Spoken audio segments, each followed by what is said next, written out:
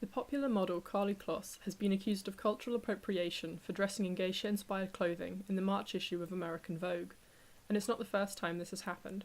Back in 2012, Victoria's Secret cut out a section of their show because of the outrage at Karlie Kloss's Native American costume. One of the things people have a problem with is the use of the Japanese sumo wrestler.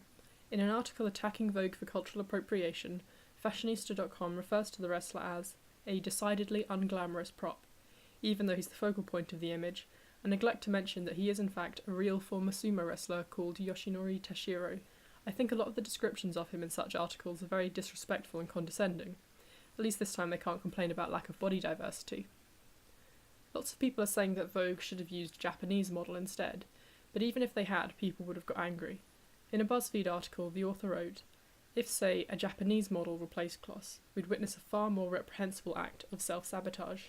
Asian minstrelsy." Why is there an issue with wearing clothing from another culture? For thousands of years, people have been sharing aspects of their culture in the form of language, food, clothing, and art.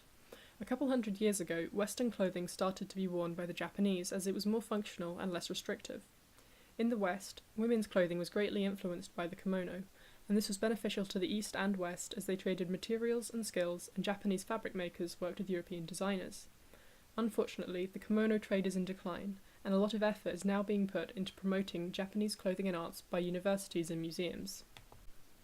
What strikes me as rather odd is that people are so against displaying and celebrating traditional Asian culture, as though it's offensive or even inferior. Why would they rather have Japanese people conform to Western culture? Another thing people took issue with is the makeup she was wearing. Why would they be bothered by this? It's just a style of applying cosmetics, yet people are acting as if she taped her eyelids back and blacked up.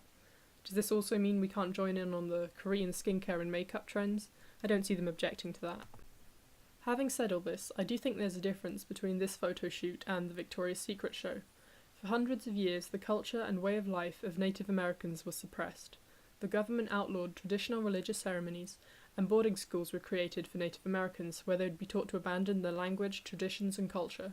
So I understand why some Native Americans would be angry with a Western brand profiting off the sexualization of their culture and using a white woman in tacky cheetah print lingerie to do so.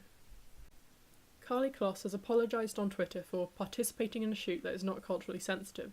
I don't think she should have done this, as it gives more power to these authoritarians, and it's never enough for them. They'll always find something to be outraged over. But anyway, I'd like to know other people's thoughts on this, so please leave a comment and give the video a like if you enjoyed it.